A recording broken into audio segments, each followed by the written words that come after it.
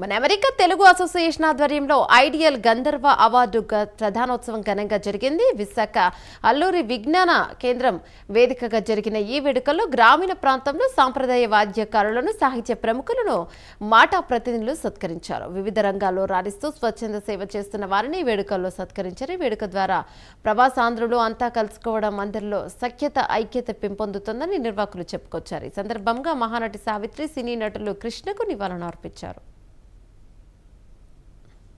నా పేరు దాము గేదెల, అమెరికా నుంచి వచ్చాం. మాట నాకు 5 సంవత్సరాల వరకు నాకు మాట రాలేదండి. యాక్చువల్గా ఇది రియల్గా నేను చెప్తున్నాను. నాకు మాటలు రాలేదు అప్పటి వరకు. 5 ఇయర్స్ వరకు మాట రాని మనిషిని ఈరోజు మాట ద్వారా మీ ముందుకు వచ్చానండి. మాట తప్పమని. నా పేరు దాము గేదెల. సుమారు 43 సంవత్సరాలు అమెరికాలో స్థిరపడ్డాను.